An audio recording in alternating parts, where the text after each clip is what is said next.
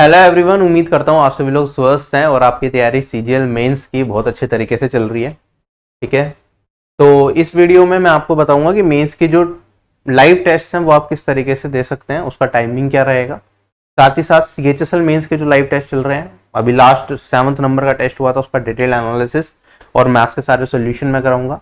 और प्री से पहले जो हमने लाइव टेस्ट लिए थे सीजीएल 2024 के, उसके किस तरीके से एक्सेस किया जा सकता है अभी के टाइम पे, वो हम डिस्कस करेंगे। ठीक है, तो पूरी वीडियो चाहे मत देखना अगर आपने एनालिसिस कर लिया, सारे क्वेश्चन के सॉल्यूशन आपको अच्छे समझ में आ गए हैं, लेकिन स्टार्टिंग का 10 मिनट जरूर देख लेना, सारी चीजें आपको क्लियर हो जाएंगी। और जिनने मैथ्स का सॉल्यूशन भी करना है मेरे साथ, तो वो पूरी वीडियो एंड तक देख लेना। ठीक है, चलो लेट्स गेट स्टार्टेड। सबसे पहले तो देखो, जो टीयर 2 मेंस का टेस्ट होगा सीजीएल का, वो कराया जाएगा सैटरडे को 9 बजे सुबह। टेस्ट लाइव हो जाएगा आप लोगों के लिए और वो संडे को रात तक अवेलेबल रहेगा। तो सैटरडे संडे 2 दिन आपको मिलेंगे जब आप ये टेस्ट दे सकते हैं। काफी लोग कहते हैं सर डेट थोड़ा चेंज कर दीजिए, लेकिन वो पॉसिबल नहीं है, क्योंकि हमने इस तरीके से रखे कि आप सीएचएसएल का भी दे पाए, सीजीएल का भी दे पाए, उनके बीच में थोड़ा गैप भी हो। हमारा ऑलरेडी एग्जिस्टिंग चल रहा है सीएचएसएल का, जो वेडनेसडे को स्टार्ट होता है टीयर 2 का, और वो थर्सडे तक चलता है। तो 2 दिन ये हो गया आपका, और लास्ट में सैटरडे संडे में ये वाला टेस्ट कंडक्ट कराया गया, तो ये हो गया। और पहले सीजीएल का भी जो लाइव टेस्ट हुआ करता था वो संडे को हुआ करता था, तो उसी के हिसाब से हम आगे कंटिन्यू कर रहे हैं। और काफी सारे वर्किंग एस्पिरेंट्स भी होते हैं जो ऑलरेडी जॉब में हैं, या फिर जो लोग कॉलेज में हैं, स्कूल, उन लोगों को क्या होता है, वो सैटरडे संडे उन्हें टाइम मिल पाता है टेस्ट देने का ज्यादा, इसलिए सैटरडे संडे ही सभी लोग प्रेफर भी करते हैं मेंस के टेस्ट के लिए। ठीक है, तो टाइमिंग यही है, और साथ के साथ आप टेस्ट देते रहिए, कुछ छोड़ियो मत। फर्स्ट टेस्ट लाइव हो चुका है, सेक्शन 1 एंड सेक्शन 2 के लिए आप ये वाला टेस्ट देंगे, और कंप्यूटर के लिए एक अलग से टेस्ट अवेलेबल है, आप ये अटेम्प्ट कर सकते हैं। ठीक है, लेवल हम कोशिश करेंगे सारे टेस्ट का जो मेंस सीजीएल मेंस के लिए होंगे, उनका लेवल मॉडरेट या मॉडरेट प्लस रखेंगे, मॉडरेट से ऊपर ही कोशिश करेंगे। इजी लेवल का टेस्ट आपको यहाँ पे ना मिले सीजीएल मेंस के लिए। बाकी आप बहुत जगह पे टेस्ट दे रहे हैं, तो इजी तो वहां पे आप दे ही पा रहे होंगे, लेकिन लेवल हम ठीक रखेंगे अपने हिसाब से, जिससे कि आपको प्रिपरेशन में मदद मिले। जैसे सीजीएल 2024 टीयर 1 में आपको काफी हेल्प हुई थी टेस्ट के थ्रू, वैसे ही 2024 टीयर 2 में भी हम पूरी कोशिश करेंगे आपको बेस्ट से बेस्ट टेस्ट प्रोवाइड करने का। अभी सीएचएसएल 2024 टीयर 2 के हमने ऑलरेडी 7 टेस्ट कराए हैं। ठीक है, ये टेस्ट आप अभी दे सकते हैं, सारे के सारे टेस्ट आप लोगों के लिए इस हफ्ते के लिए ओपन कर दिए थे, वो टेलीग्राम पे मैंने आपको मैसेज करके बता दिया था।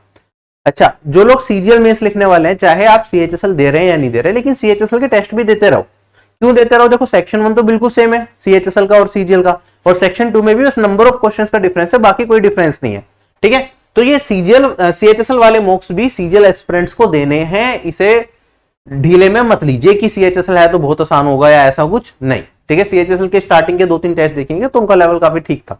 ठीक है, तो सीएचएसएल और सीजीएल दोनों ही मॉक्स आप देते रहिए, बेस्ट रहेगा आप लोगों के लिए। बाकी सीजीएल के सारे पेपर्स टेस्ट फॉर्म में तो मैंने ऑलरेडी अवेलेबल कराई ही दिए थे, डिटेल्ड सॉल्यूशन इनमें नहीं है, लेकिन इनमें जो भी लाइव टेस्ट हम कराते हैं या फिर जो पेड मॉक्स होते हैं, उन सब में डिटेल्ड सॉल्यूशन अवेलेबल रहता है।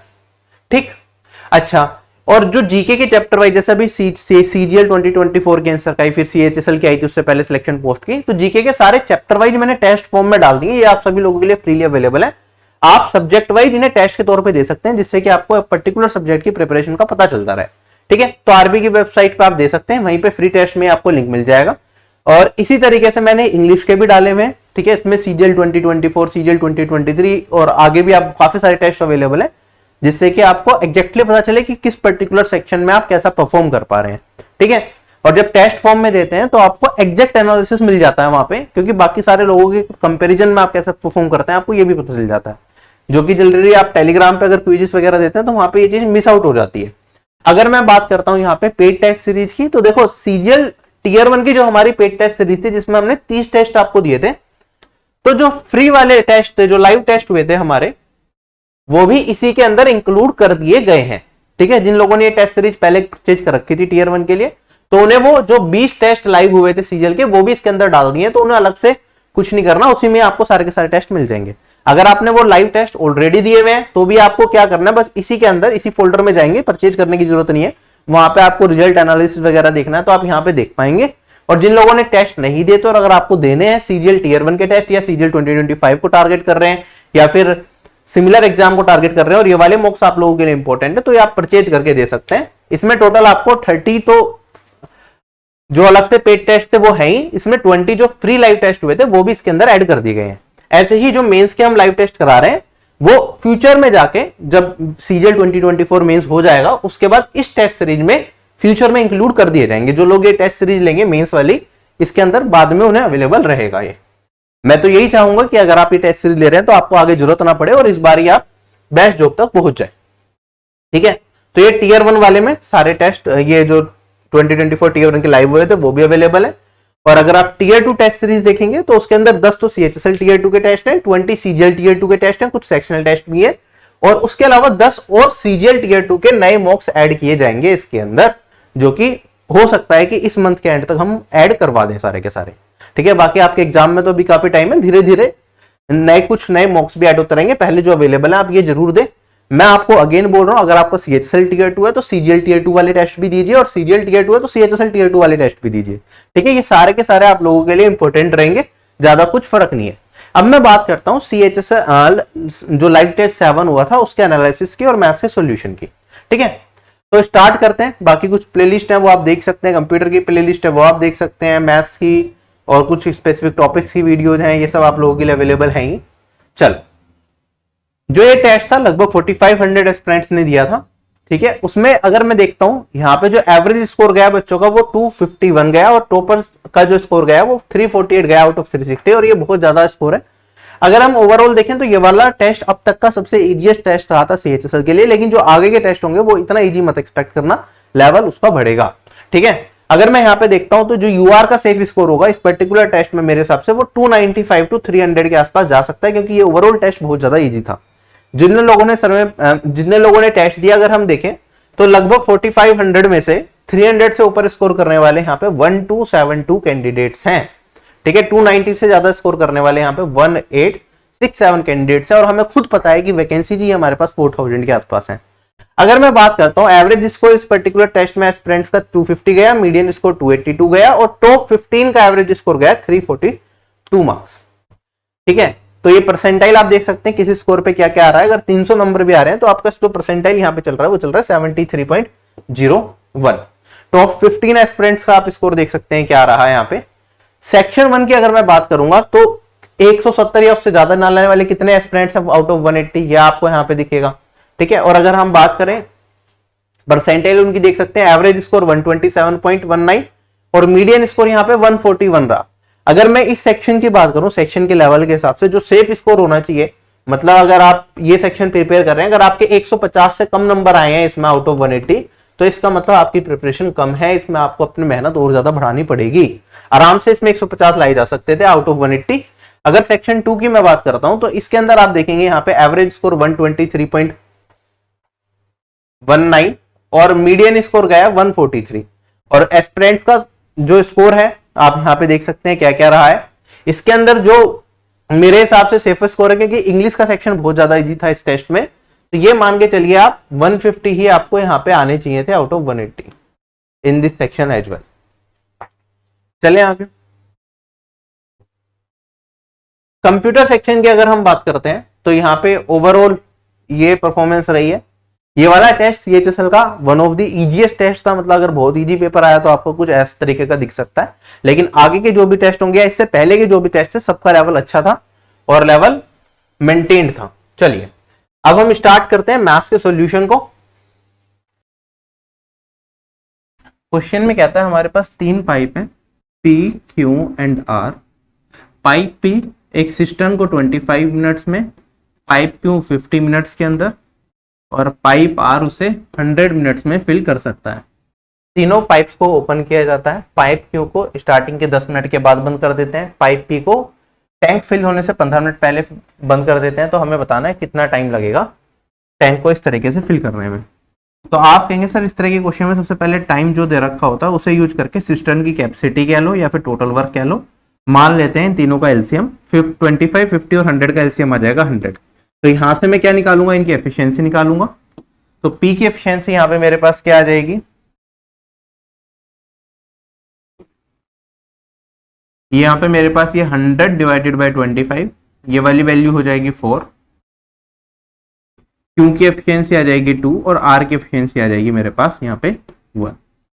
अब देखो क्यू को 10 मिनट के बाद बंद कर दिया तो क्यू तो सिर्फ 10 मिनट के लिए चला होगा, तो इतना काम करा होगा। P को खत्म होने से, टैंक फिल होने से 15 मिनट पहले बंद कर दिया, तो मैं मान लेता हूँ x टाइम के अंदर पूरा का पूरा टैंक फिल होगा, तो मैं कह सकता हूँ ये x माइनस 15 टाइम मिनट्स के लिए चला होगा। और अगर मैं r की बात करता हूँ तो स्टार्टिंग से लेकर एंड तक चला, तो ये x मिनट तक। तो टोटल यहाँ पे कितना काम कर लिया इन्होंने, ये मेरे पास -60 + 20 तो माइनस का 40 हो गया, 4x और 5x यही हो जाएगा। ये 100 के बराबर हो गया, 40 ऐड करोगे 140, x 140 डिवाइडेड बाय 5 ये आ गया 28 मिनट्स के अंदर इस तरीके से पूरा का पूरा टैंक फिल हो जाएगा। क्लियर।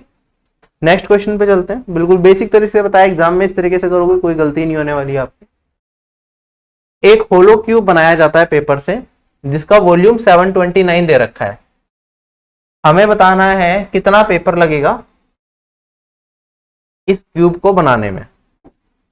अब जब क्यूब की बात करेंगे तो वॉल्यूम होता है उसका साइड क्यूब, और ये मेरे पास वॉल्यूम दे रखा है यहाँ पे 729, तो साइड क्या आ जाएगी मेरे पास यहाँ पे, ये तो 9 का क्यूब होता है तो साइड आ गई 9।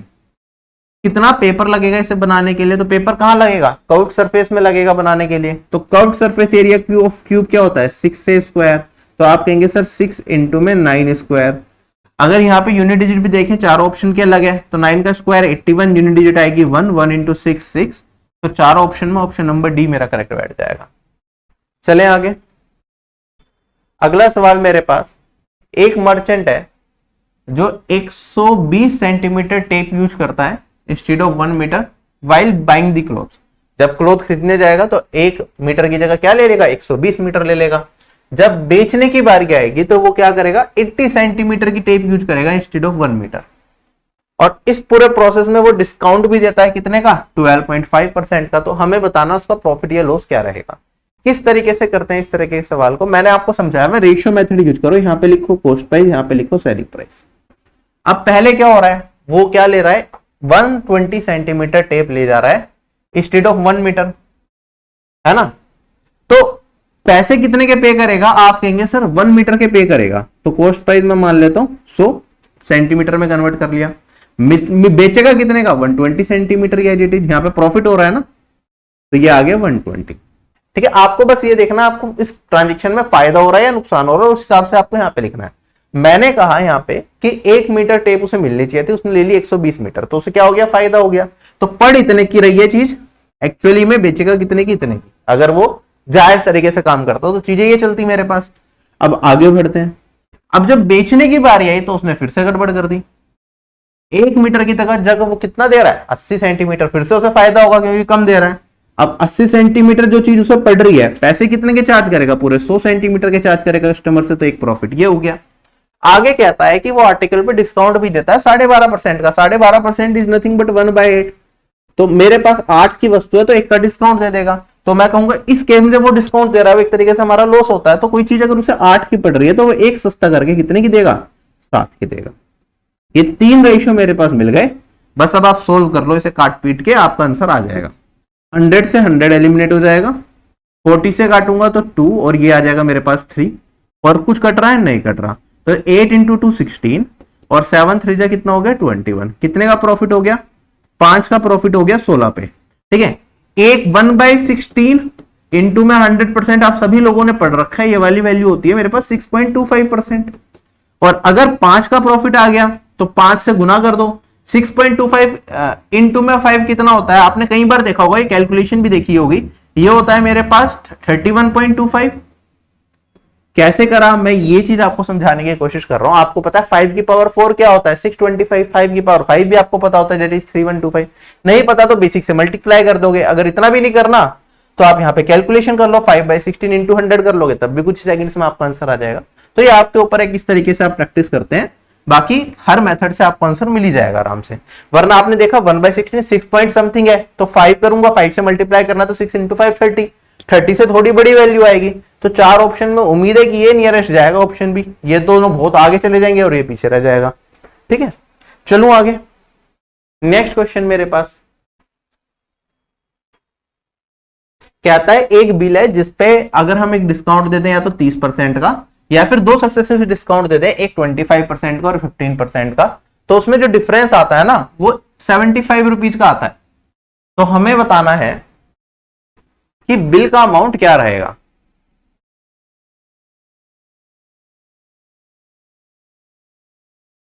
ठीक है, अब जो बिल का अमाउंट मेरे पास है उसे फिलहाल छोड़ के चलते हैं। पहला डिस्काउंट है हमारे पास 30%, दो सक्सेसिव डिस्काउंट, एक 25 का हुआ एक 15 का हुआ, तो नेट डिस्काउंट कितना हो गया 25 प्लस 15 माइनस 25 इंटू में 15 डिवाइडेड बाय 100, यही फॉर्मूला होता है हमारे पास। 25 इंटू 15 375 डिवाइडेड बाय 100 तो 3.75, और ये इसमें से अगर मैं घटा दूंगा तो मेरे पास यहाँ पे 36.25% रह जाएगा। डिफरेंस कितने का आया 6.25% का आया, और ये किसके बराबर दे रखा है, ये बराबर दे रखा है हमारा 75 रुपीज के। हमें बताना है बिल का अमाउंट कितना है, तो डिस्काउंट कितने पे दे रहे थे, बिल के अमाउंट पे ही दे रहे थे हम, तो बिल का अमाउंट को हम 100% मान के चलेंगे, तो 100% का मान बता दीजिए क्या आएगा।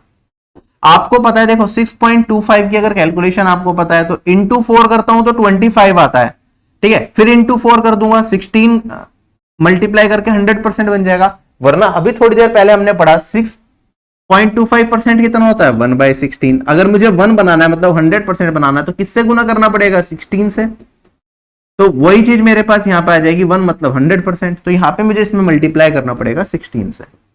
16 5 जो मेरे पास होता है यहाँ पे 80, 8 कैरी फॉरवर्ड हो जाएगा 112 और 8 1200, this will be my answer. चलें क्या आगे, अब हम क्लियर है सभी लोगों को, तो थोड़ा सा सोच लिया करो, हर बार बेसिक पे कैलकुलेशन करने की जरूरत नहीं है, जितनी ज्यादा प्रैक्टिस करोगे उतनी ज्यादा कैलकुलेशन आपकी बेहतर होती रहेगी। अब जैसे हमारे पास ये क्वेश्चन है x प्लस 1/x इसके बराबर दे रखा है, इसका मान बता दो। इस तरह के क्वेश्चन में हमें पता है x प्लस 1/x की फॉर्म में बनाते हैं, तो सबसे पहले देखो x की पावर 4 है और यहाँ पे 2 है, अगर मैं x को कॉमन ले लूं तो मेरे पास बचेगा x³ प्लस 1/x³, क्योंकि यहाँ पे मैंने क्या करा बेसिकली, आप कह लो सर यहाँ पे भी x से मल्टीप्लाई, यहाँ पे भी x से मल्टीप्लाई, तो अगर x को कॉमन ले लूंगा तो यहाँ x³ बचेगा और यहाँ पे क्या बचेगा, ये x हट गया और 1/x³, ठीक है। अब ऐसे यहाँ पे x² प्लस 1 है तो यहाँ पे भी x से मल्टीप्लाई कर दो और यहाँ पे भी x से मल्टीप्लाई कर दो, फिर से मैं x को कॉमन ले लेता हूं तो मेरे पास क्या बचेगा x प्लस 1/x, कोई दिक्कत नहीं। अच्छा आपको पता है अगर x प्लस 1/x मेरा v होता है तो x³ प्लस 1/x³ क्या होता है, ये होता है v² माइनस 3, और यहाँ पे x प्लस 1/x ये तो v है ना, तो यहां से ये कैंसिल आउट हो जाएगा। मुझे बस बताना है v² माइनस 3 और v क्या है मेरा ये है, तो √3 का होल स्क्वायर माइनस 3, और आंसर आ गया मेरे पास यहाँ पे 45 माइनस 3 डेट इज 42। क्लियर है सभी को। अगला सवाल हमारे पास क्या दे रखा है, एक ट्री है उसका टॉप टूट जाता है और ग्राउंड पे जाके टच करता है और ग्राउंड से 60 डिग्री का एंगल बनाता है, तो किस तरीके का मेरा पेड़ यहां पे रहा होगा। आप कहेंगे सर एक पेड़ है, मान लो कुछ पूरी लेंथ इसकी जा रही होगी से यहां तक, लेकिन वो क्या हो जाता है, वो टूट जाता है। अगर टूट गया तो फिर वो कुछ इस तरीके से आपको ऊपर का पोर्शन नीचे गिरता हुआ दिखाई देगा, और जो ये नीचे का पोर्शन है ग्राउंड से क्या एंगल बना रहा है, ये बना रहा है 60 डिग्री का एंगल। और जो रूट है बेस तो यहीं पे है ट्री का, ये 54 मीटर है। हमें बताना है टोटल हाइट क्या रही होगी पेड़ की। अब ध्यान से समझना, अगर टोटल हाइट की बात करूं मैं इसे फिलहाल अगर मैं x मान लेता हूं और इसे मैं y मान लेता हूं, तो एक्चुअली में जो मेरा पेड़ था वो क्या था, वो पेड़ इतना था मेरा, ये y इधर था, x प्लस y ये हाइट थी। अब यहां से टूट के ये नीचे गिर गया तो कुछ इस तरह का समीकरण ना हमारे पास ऐसी ऐसी चीजें आई। अब हमें बताना है कि पेड़ की हाइट कितनी थी, x प्लस y का मान बताना है, ठीक है।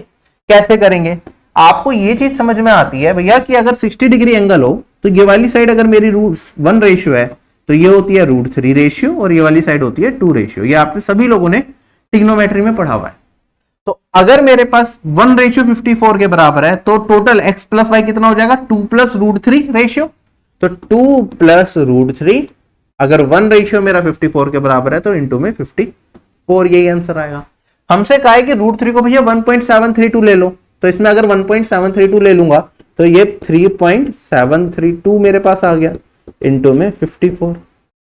चार ऑप्शंस हमें दे रखे हैं, तो बताना आंसर क्या होगा। आप ध्यान से देखिए 54 को अगर मैं 3 से भी खाली मल्टीप्लाई करता हूं तो 162 बनता है, और 162 से बड़ा एक सिर्फ एक ही ऑप्शन है, ऑप्शन नंबर है, तो कोई कैलकुलेशन भी नहीं करनी, डायरेक्टली मुझे दिख रहा है क्वेश्चन हो गया सोल्व, ठीक है। ऑप्शंस पे नजर जरूर डाल दिया करो, जब भी आपको लगे ना थोड़ी कैलकुलेशन मुश्किल जा रही है, ऑप्शन देखा हो सकता है वहीं से आपको आंसर मिल जाए। चलो आगे।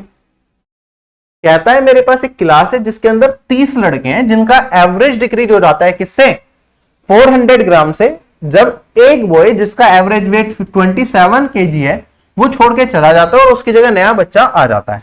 तो हमें बताना है कि जो नया स्टूडेंट है उसका वेट क्या रहा होगा। देखो टोटल नंबर ऑफ स्टूडेंट्स कितने हैं मेरे पास 30 है, चेंज कितने का आ रहा है, मेरा जो एवरेज वेट है वो डिक्रीज हो रहा है 400 ग्राम से, ठीक है।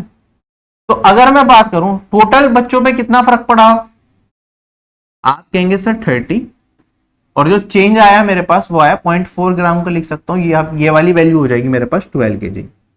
मतलब जो टोटल वेट है एक बच्चे के चेंज होने की वजह से पूरी क्लास के सभी बच्चों का जो वेट है वो कितने से गिर गया, टोटल में कितने का चेंज आया, 12 का चेंज आया।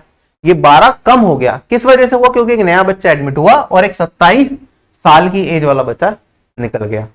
तो ये 12 क्या होगा, ये डिफरेंस होगा। जो 27 में से अगर मैं जो नया बच्चा है उसकी एज को डिफर कर दूं तो ये मेरे पास 12 के बराबर ही आएगा, और नए बच्चे की मेरे पास जो एज आ जाएगी, जो सॉरी वेट आ जाएगा, वो हो जाएगा यहाँ पे 15। क्लियर है सभी लोगों को? डायरेक्टली आप इस तरह के क्वेश्चंस कर सकते हैं। मैंने कहा क्योंकि एक बच्चा गया और एक बच्चा आया, उसकी वजह से ओवरऑल वेट में कितने का चेंज आया, 0.4 केजी का वेट आया, डिफरेंस आया, क्योंकि सॉरी एवरेज वेट में इतने का फर्क आया। तो टोटल वेट में कितने का आया होगा, तो मेरे पास एवरेज इनटू में नंबर ऑफ स्टूडेंट करूंगा तो टोटल वेट में आप कहेंगे सर टोटल वेट में फर्क आया 12 केजी का। ये किस वजह से आया, क्योंकि इन दोनों के वेट में डिफरेंस था। अब हमारा वेट क्या हुआ, टोटल 12 किलो से घट गया। ये कब घट सकता है, जब हमारे पास जो नया बच्चा है उसका एवरेज वेट पुराने वाला जो बच्चा गया है उससे कम हो। कितना कम होगा, 12 किलो कम होगा। हमने पुट कर दिया और अपना आंसर निकाल लिया। अगला सवाल मेरे पास, एक राइट एंगल ट्राइंगल है मेरे पास, ठीक है, राइट एंगल भी लिख देना यहाँ पे, P Q R, right angle at Q. तो अगर हम बनाएं तो कुछ इस तरीके का बनेगा।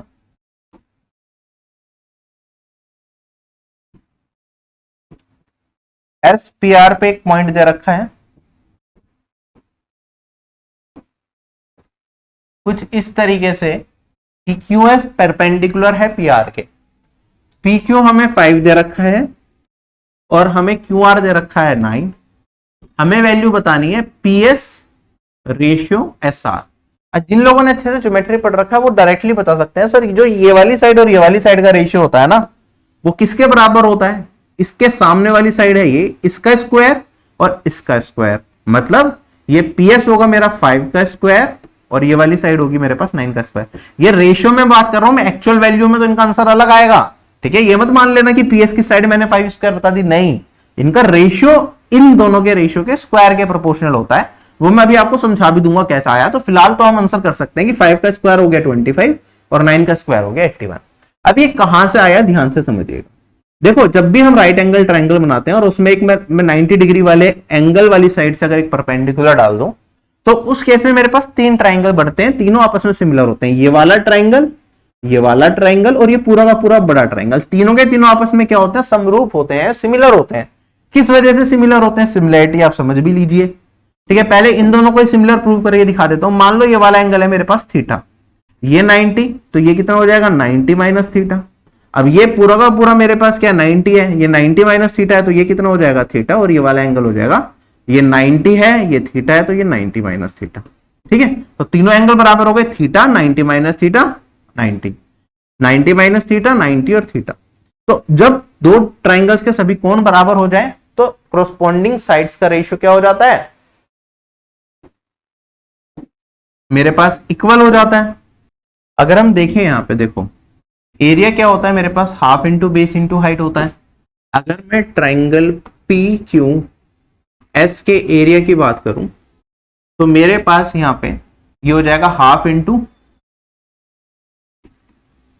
पी एस इंटू में हाइट है मेरे पास क्यू एस। और ऐसे ही अगर मैं ट्राइंगल जो पी क्यू एस है किसके साथ सिमिलर होगा, क्यू आर एस के, ठीक है। देखना पड़ेगा जो एंगल इक्वल है उसी सीक्वेंस में हमें लिखना पड़ेगा। ये हो जाएगा हाफ इंटू मेरे पास आर एस इंटू में क्यू एस। अब आपको ये ऑब्वियसली पता है कि यहां पे देखो क्यू एस से क्यू एस कट गया, कॉमन आ गया, हाफ से हाफ कट गया। तो एरिया का रेशियो किस पे डिपेंडेंट है, PS रेशियो QS के ऊपर। और अगर मैं इन दोनों ट्राइंगल की बात करता हूं तो ये दोनों आपस में सिमिलर है, तो एरिया का रेशियो क्या होता है, साइड के स्क्वायर के प्रोपोर्शनल होता है। तो यहाँ पे 90 के सामने वाली साइड है 5 और यहाँ पे मेरे पास 90 के सामने वाली साइड है 9। तो आप कह सकते हैं सर ऊपर वाले ट्राइंगल में 5 का स्क्वायर और नीचे वाले ट्राइंगल में 9 का स्क्वायर, ये क्या हो जाएगा, इनके साइड्स के रेशियो के बराबर हो जाएगा, PS रेशियो RS के, मतलब एरिया के रेशियो के बराबर। तो ये 25 divided by 81, this will be PS by RS। ठीक है, इसे एरिया की टर्म्स में मैंने समझा दिया, वरना आप मीडियन वाला कंसेप्ट भी लगा सकते थे, सीवियन वाला कंसेप्ट, कि अगर मैं एक ट्राइंगल में सीवियन बना देता हूं तो जो इस वाले ट्राइंगल का और इस वाले ट्राइंगल का रेशियो होता है वो इनके बेस लेंथ के रेशियो के बराबर होता है। तो ये इस वाले ऊपर वाले ट्राइंगल में बेस लेंथ क्या होगी, मेरे पास PS होगी, नीचे वाले ट्राइंगल में RS मेरी बेस लेंथ होगी, तो उनका रेशियो इनके एरिया के बराबर। और एरिया किसके प्रोपोर्शनल होगा, क्योंकि दोनों ट्राइंगल सिमिलर है, इनके साइड्स के रेशियो के स्क्वायर के बराबर होगा। तो इस तरीके से भी आप देख सकते हैं। चले आगे, बाकी ये सारी चीजें याद रहती हैं आप लोगों को, मुझे पता है, तो आपने डायरेक्टली क्वेश्चन एग्जाम में कर लिया होगा। कहता है कि रोम्बस का जो एक एंगल है वो बराबर है exterior angle of a regular octagon.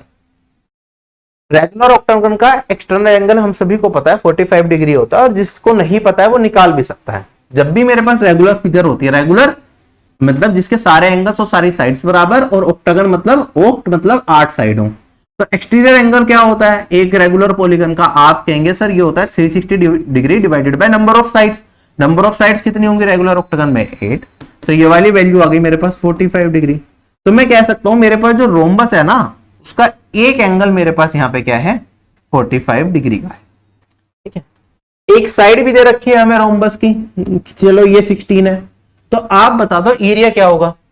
अब हमें पता है एरिया ऑफ अ रोम्बस होता है मेरे ख्याल साइड स्क्वायर इंटू में साइन थीटा, जो भी एक कोई भी एक एंगल दे रखो रोम्बस का वो ले लो। तो यहाँ पे 45 डिग्री दे रखा है एक एंगल इंटू में साइड स्क्वायर, यही एरिया होता है रोम्बस का। तो मेरे पास 16 स्क्वायर इंटू में साइन 45 होता है 1/√2। अगर मैं काट दूंगा 256 डिवाइडेड बाय √2, तो ये मेरे पास 128√2 बचेगा। ऑप्शन नंबर डी क्या हो गया, करेक्ट हो गया। नेक्स्ट क्वेश्चन हमारे पास,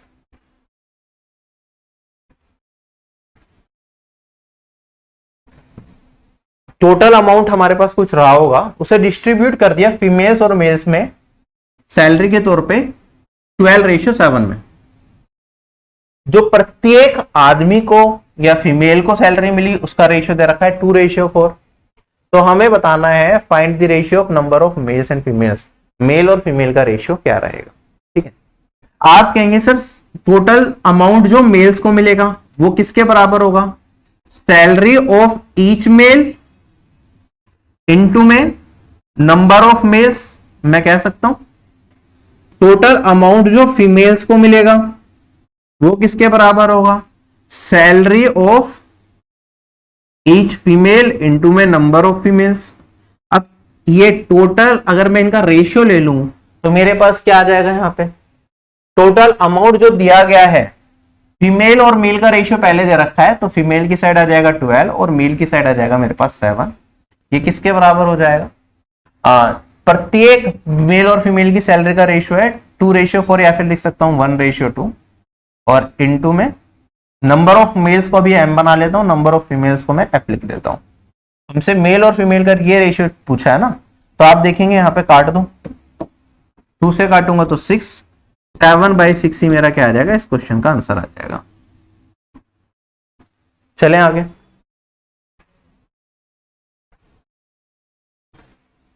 नेक्स्ट क्वेश्चन हमारे पास,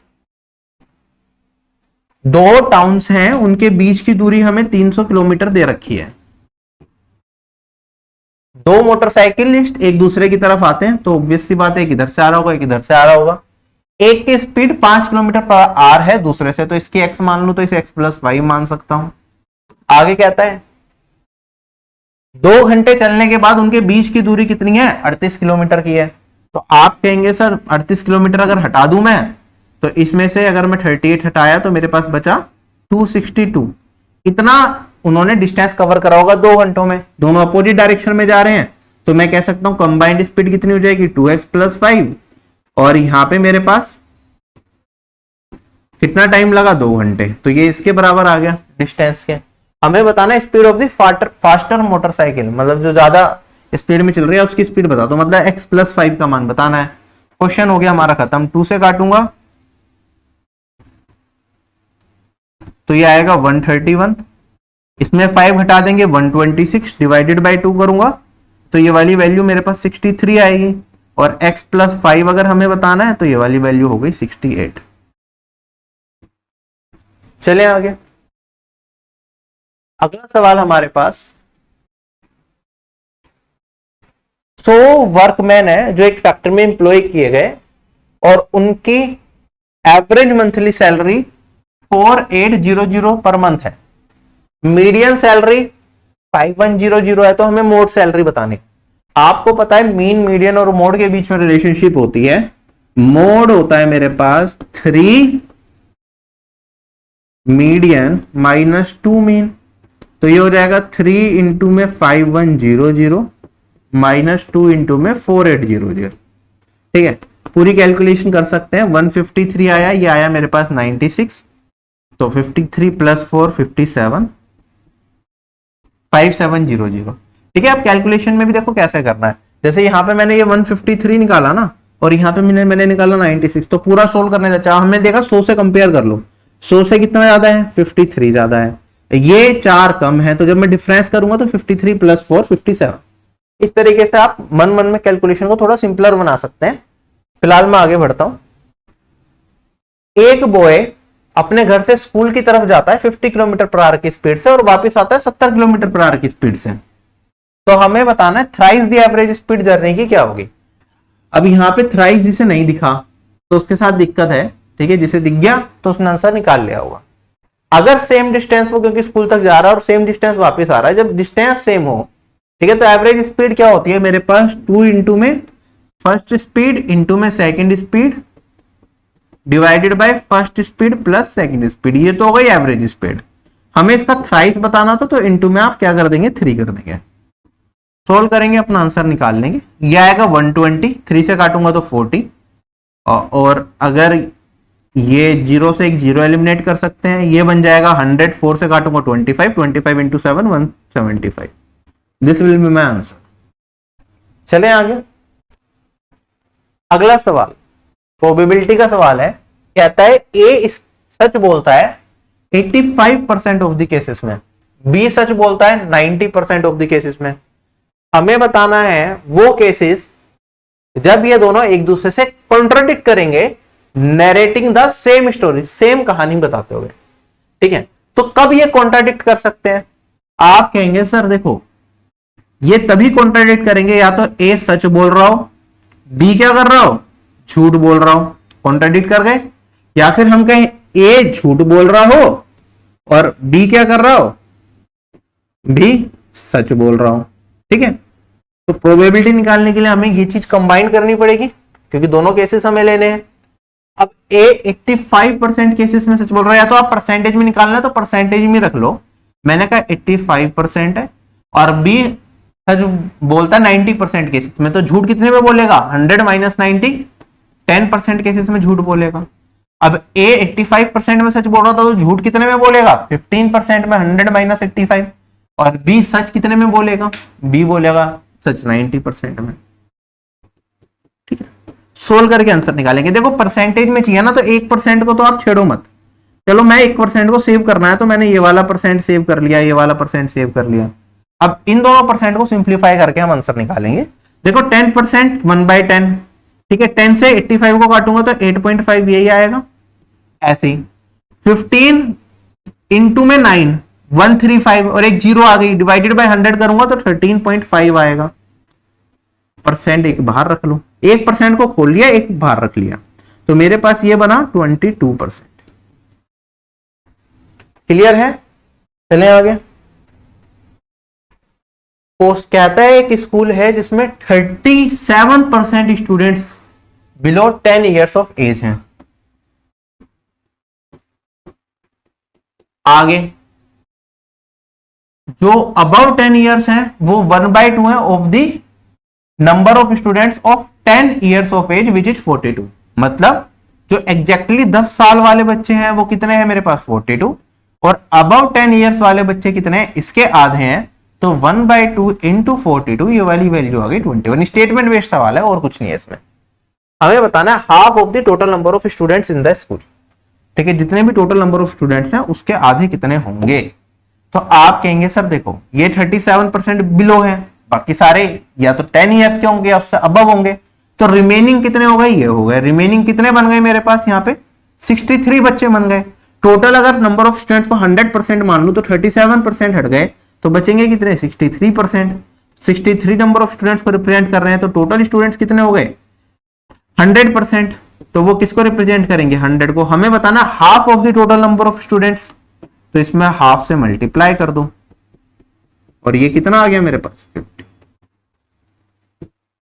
चलें क्या आगे। नेक्स्ट क्वेश्चन, मीन प्रोपोर्शनल बताना है इन दोनों के अंदर। मीन प्रोपोर्शनल क्या होता है, दो नंबर के बीच में अगर ए और बी दो नंबर हैं तो उनका मीन प्रोपोर्शनल होता है रूट ए बी। तो अगर इनमें निकालूंगा रूट लगा के, तो आप देखिए सर पहले तो यार ये 2 पॉइंट के बाद कितनी वैल्यूज हैं, 2 वैल्यू हैं, तो 10 की पावर -2। और यहां पे अगर मैं देखूं पॉइंट के बाद कितनी वैल्यू है, 4 वैल्यूज हैं, तो 10 की पावर -4। बाकी जो इसके अलावा जो भी चीजें वो अलग बाहर कर लो, तो यहाँ पे भी 4 बचा और यहाँ पे भी 4 बचा। सोल्व करेंगे हम, देखो 4 से तो 4 बाहर आ गया, 10 की पावर -2 इंटू में 10 की पावर -4, 10 की पावर -6। और अगर मैं इसे बाहर निकालूंगा रूट से, तो 10 की पावर -6 डिवाइडेड बाय रूट है, तो 2 से डिवाइड करना पड़ेगा, तो ये हो जाएगा मेरे पास 4 इंटू 10 की पावर -3, तो 4 बाय,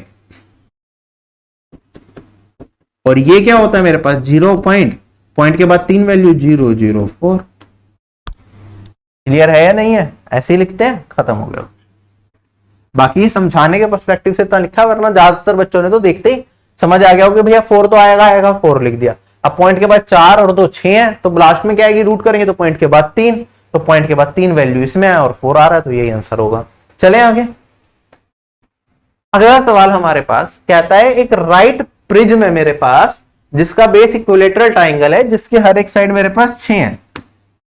तो इस तरीके का एक इक्विलेटरल ट्राइंगल होगा बेस, जिसकी साइड हो गई 6। हमें कहता है लेटरल सरफेस एरिया 180 है, तो आप बता दो वॉल्यूम कितनी होगी। अब लेटरल सरफेस एरिया क्या होता है, लेटरल सरफेस एरिया होता है ये जो 4 ये साइड में वॉल्स बनेंगे ना, ये हो गई, इसके पीछे वाली हो गई, या नीचे की वाली हो गई ये वाली, तो इनका एरिया लेटरल सरफेस एरिया कहलाता है। और प्रिज्म के केस में हमने फॉर्मूला भी पढ़ा हुआ है। लेटरल सरफेस एरिया क्या होता है, लेटरल सरफेस एरिया होता है मेरे पास पेरीमीटर ऑफ बेस इनटू में हाइट। तो यहां पे ये 180 है। पेरीमीटर ऑफ बेस क्या आएगा, अगर इक्विलेटरल ट्राइंगल है, साइड 6 है, तो 6 इंटू में 3, ये पेरीमीटर हो गया, इंटू में हाइट, और यहां से हाइट निकाल लेंगे 18 180, तो हाइट आ गई मेरे पास 10।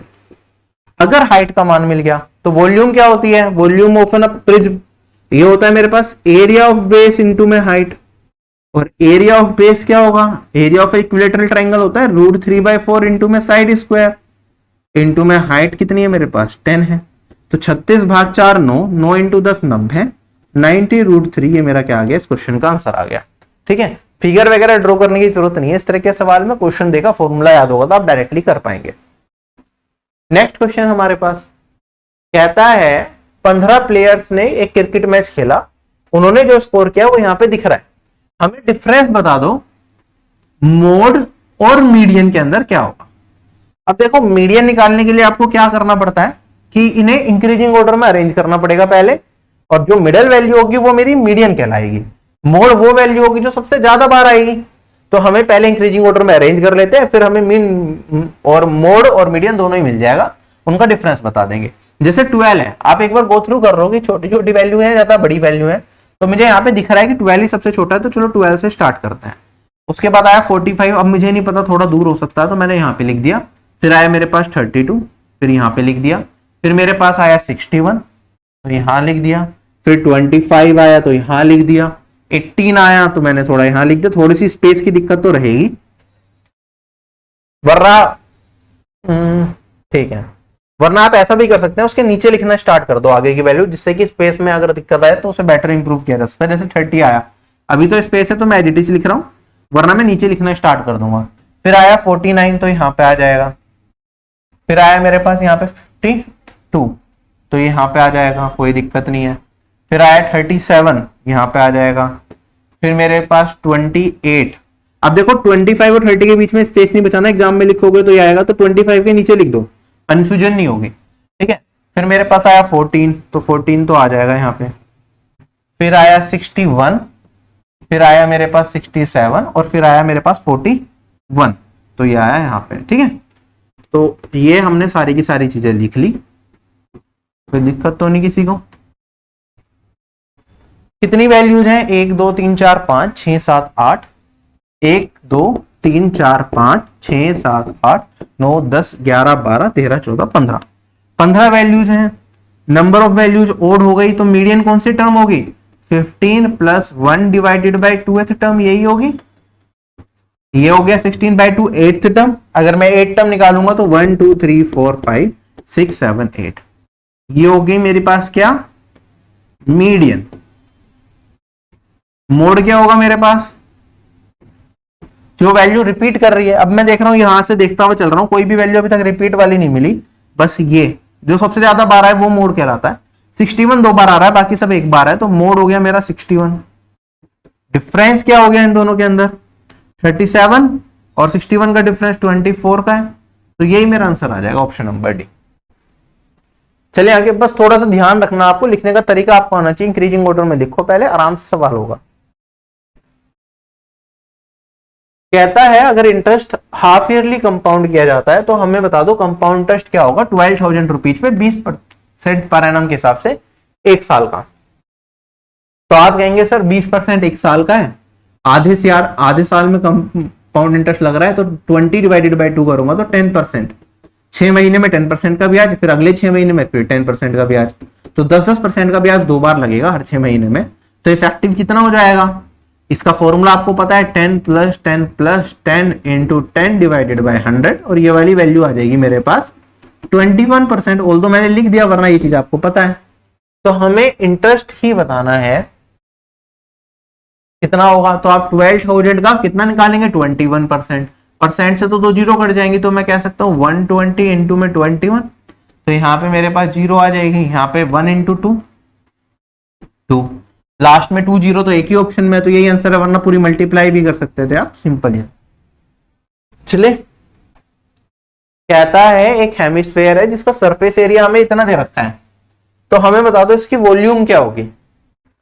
हेमिस्फेयर की वॉल्यूम क्या होती है और सरफेस एरिया क्या होता है? सरफेस एरिया होता है मेरे पास 3 पाई आर स्क्वायर, है ना, ये दे रखा है 1039.5, एक फिक्स वैल्यू दे रखी है इंटीजर में, ठीक है। वॉल्यूम होती है मेरे पास 2/3 पाई आर क्यूब।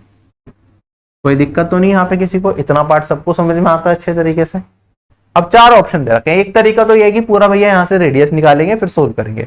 दूसरा तरीका क्या है, जब भी हम इस तरीके का सवाल देखते हैं, अगर मुझे एग्जैक्ट वैल्यू में आंसर, मतलब पॉइंट में भी दे रखा है, अप्रोक्सीमेशन वाला कोई चीज नहीं है, सिंपल आंसर दे रखा है, तो जनरली हम क्या चीज चेक कर लेते हैं। देखो रेडियस ही है ऐसा जो 3 को काट सकता है, तो रेडियस में अगर 3 का मल्टीपल मिल गया तो यहाँ पे 3 इंटू 3 इंटू 3 आएगा, तो जो वॉल्यूम होगी मेरा वो किसका मल्टीपल होगा? एक 3 कट गया तो 3 का स्क्वायर का मल्टीपल होगा, और किसका मल्टीपल होगा? पाई में 22 आता है, 22 से भी अगर मैं किसे बाहर निकाल लू 11 को, तो 11 का भी मल्टीपल होगा, जो मेरा आंसर होगा। उसके अलावा और क्या देख सकते हैं? पाई में 22/7 जनरली हम लेते हैं, तो अगर यहाँ पे रेडियस है, रेडियस में कोई ना कोई कंपोनेंट होगा जो 7 को एलिमिनेट करेगा, ठीक है, तभी फिक्स्ड डेसिमल में मेरा आंसर आ रहा है। तो यहाँ पे 7 अगर है इसमें कोई मल्टीपल तो 3 बार आएगा, तो 7 स्क्वायर। जो भी मेरा आंसर होगा वो हमेशा इसका मल्टीपल रहेगा वॉल्यूम में, ऑफ अ स्फीयर और या हेमिस्फीयर, अगर मेरे पास क्या दे रखा है? इंटीजर वैल्यू में आंसर दे रखा है, ठीक है। तो अब यहाँ पे सबसे आसान किसका डिविजिबिलिटी रूल है? आप कहेंगे सर 3 का स्क्वायर तो 9 होता है, ये तो डिजिटल सम भी हमने पढ़ा है, तो सम ऑफ डिजिट जिसका 9 से आग कट गया वही मेरा आंसर होगा। सम ऑफ डिजिट निकालो, 6 2 8 18, ये तो कट रहा है, 8 दूनी 16, 18 25 9 से नहीं कटेगा, 10 19 24 9 से नहीं कटेगा, 3 और 4 7, 15 20 9 से नहीं कटेगा। एक ही ऑप्शन है जो 9 से डिविजिबल है, तो वही आंसर है। अदरवाइज बेसिक से सोल्व करोगे तो यहाँ से आप पहले रेडियस की वैल्यू निकालेंगे, वो रेडियस का यहाँ पे पुट करके सोल्व करेंगे तो आपको आंसर मिल जाएगा। चलेंगे आगे। अब हम 11 से भी चेक करना चाहो तो 11 से भी चेक कर सकते हो कि क्या फर्स्ट ऑप्शन मेरा 11 से कट रहा है। आप कहेंगे सर 5 + 2 7 + 2 9 और 4 + 5 9, 9 - 9 0, 11 से भी डिविजिबल है। अगला सवाल मेरे पास कहता है जो राजीव की सैलरी है वो 6% से फॉल कर जाती है आफ्टर 1 ईयर और 9% से अगले साल फिर से फॉल कर जाती है। अगर इनिशियल सैलरी 90,000 रुपीज थी तो हमें करंट सैलरी बता दो कितनी होगी। अगर इनिशियल सैलरी 9,000 है तो आप कहेंगे सर पहले कितने से फॉल करी, 6% से, तो रह गई कितनी होगी एक साल के बाद। आप कहेंगे सर इसका 94%।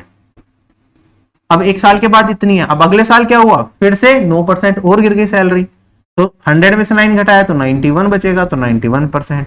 तो प्रेजेंट सैलरी इतनी होगी। हमें बताना है क्या आंसर आएगा। सबसे पहले तो आप देखते ही ये चीज एलिमिनेट कर सकते हैं कि सर 4 जीरो है, ये 4 जीरो कट गई। अब इसे सोल्व करना है, थोड़ी सी कैलकुलेशन तो है। अब मेरे को पता 9 का मल्टीपल है तो डिटेल सम से भी चेक कर सकता हूँ कौन सा ऑप्शन 9 से डिविजिबल है।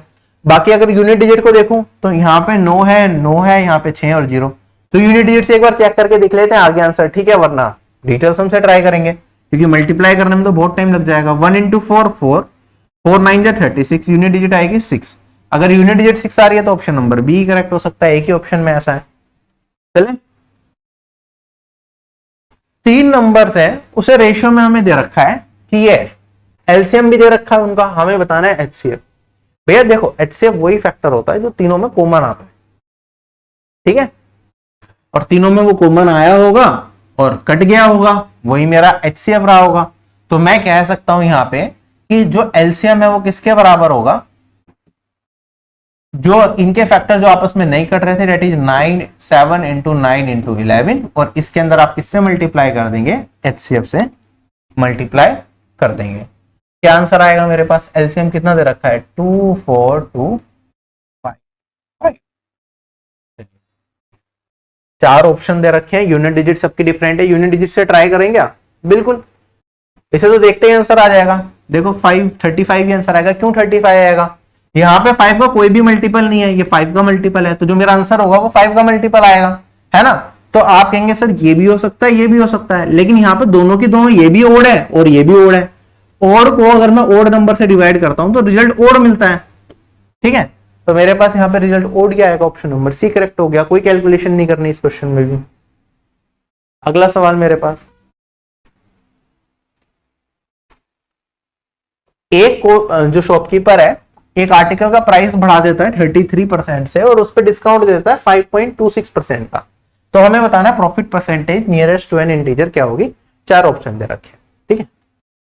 अब हमारे पास देखो ये ऑप्शन है, ऑप्शन थोड़े दूरी पे है, तो या तो आप बेसिक तरीके से करो या फिर आप ऑप्शन की मदद ले सकते हो। देखो मैंने वैल्यू पहले क्या करा, 33% से बढ़ाया, फिर उस पर डिस्काउंट दे दिया कितने का, 5.26 का, तो नेट चेंज कितना होगा 33 - 5.26 और यहाँ पे +33 इंटू में 5.26 डिवाइडेड बाय 100, कुछ ऐसे ही रहेगा, है ना।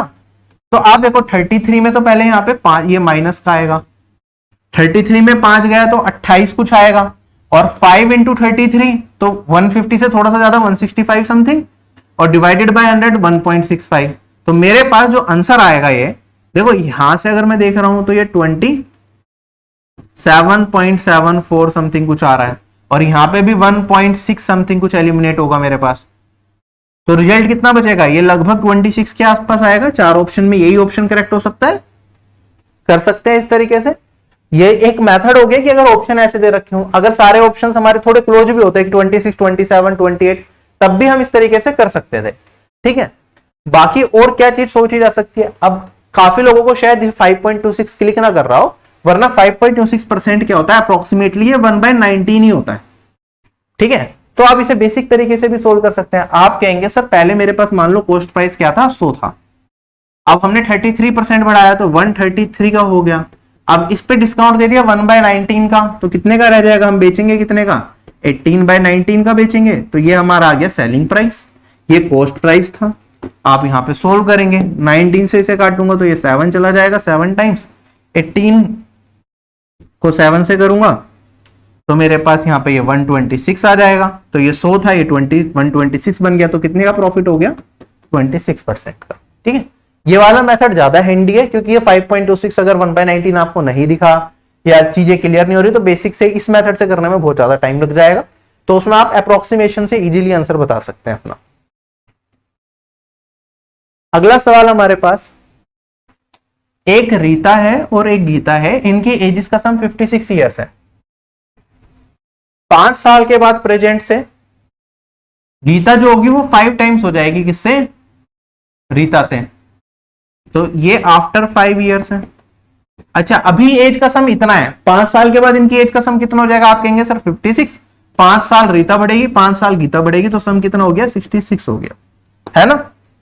तो अगर मैं एज का रेशियो सम देखूं, यहाँ पे 6 रेशियो, ये किसके रिप्रेजेंट कर रहा है? 66 को। तो 1 रेशियो किसको रिप्रेजेंट करेगा? 11 को। हमसे पूछा प्रेजेंट एज ऑफ रीता, तो रीता की आफ्टर 5 ईयर्स वाली एज कितनी होगी? 1 रेशियो 11 के बराबर है, तो 11। प्रेजेंट एज कितनी हो जाएगी? 11 माइनस 5, ये वाली वैल्यू हो जाएगी मेरे पास 6। 6 इज माई आंसर।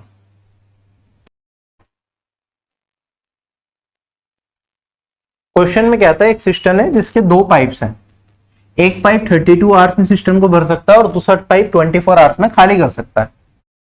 अगर हमें एक सिस्टम को खाली करना है जिसमें दोनों पाइप खोले जाते हैं और सिस्टम मेरा 1/4 भरा हुआ है, तो कितना टाइम लगेगा? आप कहेंगे सर जो भरने वाला पाइप है वो 32 आवर्स लगा रहा है, खाली करने वाला पाइप 24 आवर्स, तो टोटल कैपेसिटी ऑफ सिस्टम कितना? इन दोनों का एलसीएम 24 और 32 किससे करते हैं? दोनों के दोनों 96 एलसीएम आ जाएगा।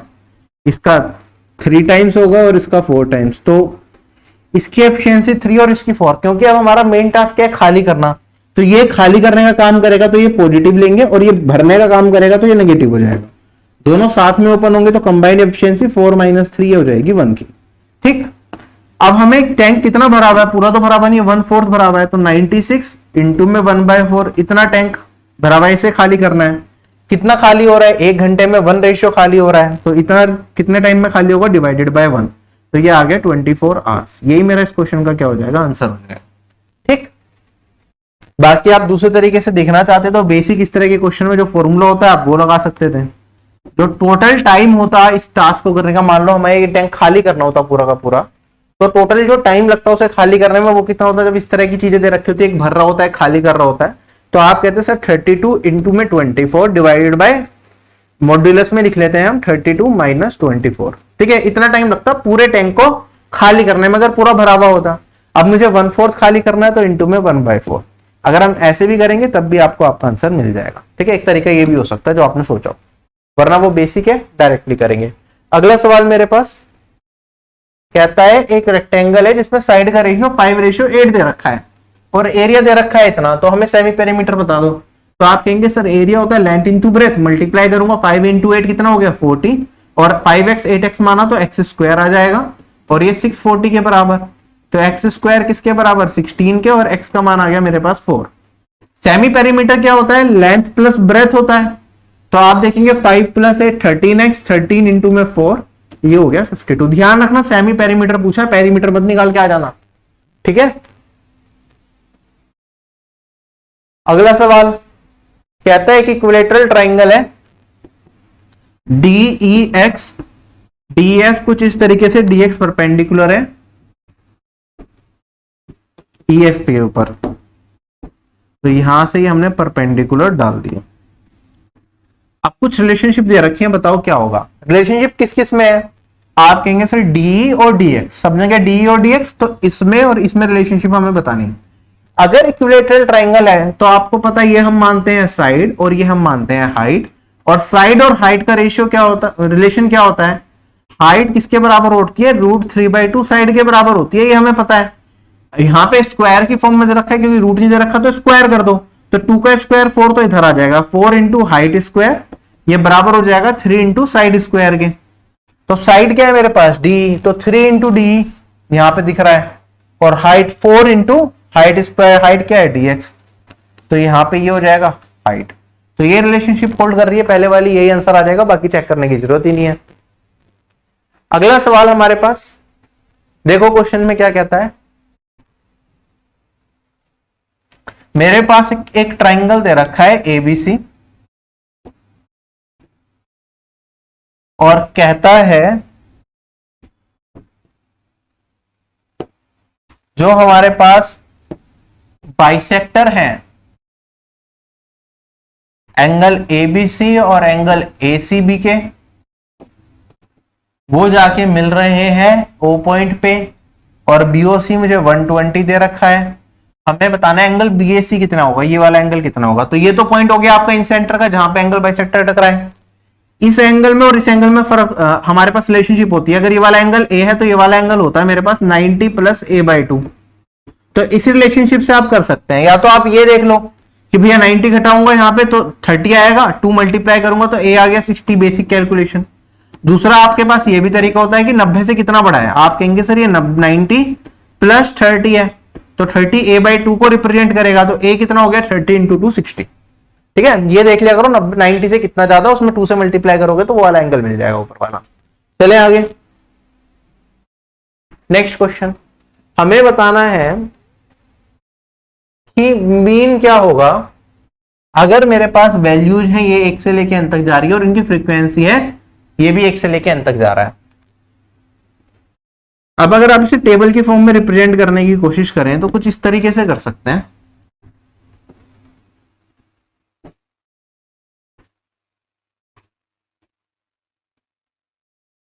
वैल्यू हो गई और फ्रीक्वेंसी हो गई। ठीक है, तो यहां पे 0 है, सॉरी 1 से स्टार्ट है, तो ये 1 होगा तो ये भी 1 होगा, ये 2 होगा तो ये भी 2, ये 3 होगा तो ये भी 3, ये 4 होगा तो ये भी 4। कुछ इस तरीके से चल रहा है। अगर यहाँ पे वैल्यू n होगी तो ये कितनी बार आएगा, n टाइम्स आएगा। अगर मैं इस डेटा को एक लीनियर डेटा की फॉर्म में रिप्रेजेंट करता तो आप कहते सर 1 एक बार है, 1 कितनी बार आ रहा है, एक बार। 2 कितनी बार आ रहा है, 2 टाइम्स। 3 कितनी बार आ रहा है, 3 टाइम्स। ऐसे अगर मैं देखूं यहाँ पे 4 कितनी बार आ रहा है, 4 टाइम्स। कुछ इस तरीके का डेटा है मेरे पास। आई होप डेटा आपको अच्छे से क्लियर हो गया। और n कितनी बार आ रहा है, n टाइम्स। समझ आ गया सभी लोगों को किस तरीके से चल रहा है ना। तो हमें ये बताना है इसके अंदर कि भैया इसका एवरेज क्या होगा, मीन क्या होगा। अब एवरेज मीन क्या होता है मेरे पास, sum of observation divided by number of observation. तो अगर नंबर ऑफ ऑब्जर्वेशंस की बात करेंगे तो वो कितनी होंगी आपके पास। आप कहेंगे सर कितनी वैल्यूज हैं टोटल, तो आप कहेंगे सर यहाँ पे एक वैल्यू है, यहाँ पे 2 वैल्यू और मिल गई, यहाँ पे 3 वैल्यू, यहाँ पे 4 वैल्यू। तो टोटल नंबर ऑफ ऑब्जर्वेशंस अगर मैं निकालने लगूं तो कितना आएगा, 1 प्लस 2 प्लस 3 प्लस, टोटल इतनी वैल्यूज है। अगर मैं आप इस सीरीज को ध्यान से देखिए, जिन लोगों को समझने में थोड़ी दिक्कत हो रही है, मेरे पास ये सीरीज है, हमें इसका बताना है कि एवरेज क्या होगा। तो आप कहेंगे सर टोटल वैल्यूज कितनी हो गई, 1 2 3 4 5 6 7 8 9 10, 4 तक आते आते 10 हो गया। और ऐसे n तक जाऊंगा तो टोटल वैल्यू n तो नहीं होंगी ना, n से कहीं ज्यादा होंगी। तो सीक्वेंस ये चलेगा मेरे पास। और अगर मैं इनका सबका सम करूंगा तो आप कहेंगे सर सम क्या होता है, वेटेड एवरेज का फॉर्मूला क्या होता है मेरे पास। सब सम क्या होता है, सम एक वैल्यू, जैसे मेरे पास आया 1 तो मैं लिखूंगा ये होगा 1। फिर मेरे पास 2 2 बार है तो मैं इसे 2 इंटू 2 लिख सकता हूं। 3 मेरा 3 बार आ रहा है तो सम क्या होगा मेरे पास, 3 इंटू 3। फिर 4 4 बार आ रहा है तो 4 इंटू 4। इस तरीके से सम चलेगा या नहीं चलेगा। तो मैं इसे लिख सकता हूं 1 इंटू 1, तो ये 1 स्क्वायर प्लस 2 स्क्वायर, ये सीरीज चल रही है। तो सम ऑफ ऑब्जर्वेशन क्या होगा, 1 square plus 2 square plus 3 square, और कहां तक जाएगा, लास्ट में n स्क्वायर तक जाएगा। सारी ऑब्जर्वेशन का सम करूंगा। Sum of squares of n natural numbers क्या होता है, n इंटू में n प्लस 1 2n प्लस 1। ये सारी चीजें एवरेज चैप्टर में करा रखी हैं आपको, डिवाइडेड बाय 6। और मेरे पास sum of n natural numbers क्या होता है, ये होता है n इंटू में n plus 1 divided by 2। Solve करेंगे तो मेरे पास यहाँ पे ये कट गया, ये कट गया, 2 से काटूंगा इसे तो ये 3 आ जाएगा। तो ये 2n प्लस 1 डिवाइडेड बाय 3, ये मेरा आंसर होगा एवरेज वैल्यू। क्या, 2n plus 1 divided by 3, option number D is correct. ठीक है, कट गया गलती से 3। अगला सवाल हमारे पास कहता है एक इलेक्शन लड़ा जाता है 2 कैंडिडेट्स के बीच में, रमेश और सुरेश, जिसमें 80% वोटर्स ने अपनी वोट डाली। उन वोट में से 6% वोटर्स की जो वोट है ना वो इनवैलिड डिक्लेयर कर दी गई। रमेश को टोटल 18,048 वोट्स मिली which were 64% of the valid votes. जो वैलिड वोट्स थे उसका 64% था। तो हमें बताना total number of votes enrolled in that election. Total number of votes कितनी थी पूरे इलेक्शन में, मतलब जैसे 1 इलाका है, अब वहां पे मान लो 1000 लोग एलिजिबल हैं वोट डालने के लिए, तो टोटल वोट्स कितनी होंगी 1000। फिर उसमें से कुछ डालने नहीं जाएंगे, तो मान लो 20% डालने नहीं गए तो रह गई 80। जिन्होंने डाली सही से नहीं डाली तो उसमें कुछ कम हो जाएंगे। फिर जितनी डाली उसमें से कितने परसेंट किसे मिली उससे आइडिया लगता है। तो इस तरीके से डेटा चल रहा है। तो हम कैसे करेंगे, हम टोटल नंबर ऑफ वोट्स को मैं मान लेता हूँ V है मेरे पास, जो पूरे डल सकती थी पूरी कॉन्स्टिट्यूशन में, या फिर आप मान लो इतने एलिजिबल वोटर्स थे, इनकी वोट बनी थी। अब इसमें से क्या हुआ कि 80% लोगों ने वोट डाली, तो इसका 80% आप कह सकते हैं मेरे पास क्या आ जाएगा, 4/5 आ जाएगा। अब इसमें से 6% की इनवैलिड हो गई, तो इतनी वोट्स डली, इसमें से 6% इनवैलिड हो गई, तो बची कितनी 94%। तो ये आ गया 94%। अब आगे बढ़ते हैं। रमेश को कितनी वोट्स मिली 18,048, जो कि वैलिड वोट्स का 64% थी। मतलब ये मेरी वैलिड वोट्स हैं, इसका अगर मैं 64% निकालूंगा तो ये वाली वैल्यू मेरे पास आ जाएगी 18048। हमें बताना है टोटल नंबर ऑफ वोट्स कितने थी, V का मान निकालना है। ठीक है, सॉल्व कर लेते हैं। यहां पे हमारे पास ऑप्शंस दे रखे हैं क्या, देखो 4 ऑप्शंस हैं। अब यहाँ पे क्या क्या चीजें आप अपनी नजर से देख सकते हैं कि क्या क्या ट्राई किया जा सकता है। देखो, क्या आपको इसमें कोई 5 का मल्टीपल दिख रहा है, नहीं दिख रहा है ना, या तो यूनिट डिजिट 5 हो गया 0, ना यहां पे है, ना यहां पे है, और ना यहां पे। ठीक, अब मैं जब सोल्व करूंगा इसे, अगर एक्चुअल वैल्यू में आंसर आएगा तो ये वाला सारा का सारा पार्ट इधर आएगा। यहां पे मुझे 5 की पावर 2 दिख रहा है, यहाँ पे 5 की पावर 2 दिख रहा है, और यहाँ पे 5 की पावर 1 दिख रहा है। तो जो मेरा आंसर आएगा वो किसका मल्टीपल होगा, 5 की पावर 5 का मल्टीपल होगा। क्या ये चीज समझ में आ गई? 5 की पावर 5 का मल्टीपल होने का मतलब है कि लास्ट की 5 डिजिट मेरी किससे कटनी चाहिए, 5 की पावर 5 से कटनी चाहिए। अब इसमें और क्या क्या चीजें देख सकते हैं आप, देखेंगे यहां पे देखो, मेरे पास अगर मैं इसे ब्रेक कर दूं, ये 2 जीरो है, 2 जीरो को अलग कर दिया, ये तो 100 बन गया। 325 इंटू में 100 लिख सकता हूं, मैं लिख सकता हूं। तो ये तो 5 की पावर 2 से तो ये कट गया, तो ये वाली वैल्यू 5 की पावर 3 से कटनी चाहिए। ये वाली वैल्यू आ गई मेरे पास 125 5 की पावर 3। क्या ये 5 की पावर 3 125 से कट रहा है, नहीं कट रहा, तो ये मेरा आंसर नहीं हो सकता। 37500 ये और ये, आप देखो 5 की पावर, ये तो 100 में 5 की पावर 2 चली गई, 5 की पावर 375 क्या 125 से कट रहा है, कट रहा है 3 टाइम्स, तो ये आंसर हो सकता है 40,000। अगर मैं इसमें देखो 4 जीरो को अलग कर दिया, ये किससे कटेगा, 5 की पावर 4 से कटेगा, तो 4 क्या 5 की पावर 1 से कट रहा है, नहीं कट रहा, तो ये नहीं आंसर हो सकता। 42500, 2 जीरो तो 5 की पावर 2 से कट गया। 425 क्या 5 की पावर 3 से कटेगा, नहीं कट रहा, 125 से नहीं कट रहा, तो ये भी नहीं हो सकता। तो आंसर क्या आएगा, ऑप्शन नंबर बी आएगा। डायरेक्टली आप यहां से चेक कर सकते हैं अगर एक्चुअल वैल्यू में आंसर है। तो ये छोटी छोटी चीजें हैं, अगर आपको ये चीज समझ आती है कि कैसे कैलकुलेशन को सॉर्ट किया जा सकता है, तो बहुत ही कम क्वेश्चंस होते हैं जिसमें एक्चुअल कैलकुलेशन करनी पड़ती है, वरना अप्रोक्सीमेशन बहुत चीजें हैं जो आप प्रैक्टिस के साथ सीख सकते हैं। जैसे मैं आपको यहाँ पे वीडियो भी कराता हूँ, तो पर्पस यही होता है कि कुछ ना कुछ चीज आप अलग से सीख के जाओ, कुछ ना कुछ ऐसी अप्रोच जो आपको एग्जाम में मदद करे कम टाइम में क्वेश्चन करने के लिए, वो हम यहाँ पे कोशिश करते हैं, आप देखें। बाकी इस वीडियो में इतना ही था। आई होप आप सभी लोगों को क्लास पसंद आई हो और आपने टेस्ट दिया हो। नहीं दिए हैं, जो लाइव टेस्ट आपके होते हैं तो देने स्टार्ट करिए, ज्यादा से ज्यादा टेस्ट कीजिए और अपनी तैयारी में लगे रहिए। आपको अगर क्लासेस की जरूरत है, पेड कोर्स की जरूरत है, तो आप आरबी एप्लीकेशन से ले सकते हैं, वरना जो फ्री क्लासेस होती हैं उसका फायदा उठाइए। मॉक्स अगर आप पेड परचेज करना चाहते हैं वो कर सकते हैं आरबी से। अगर आपको लगता है फ्री मॉक्स से आपका काम चल रहा है तो फ्री मॉक्स देते रहिए, लेकिन अपनी तैयारी अच्छे तरीके से करते रहिए। आप लोगों से अलविदा लूंगा। Bye bye, take care and जय हिंद।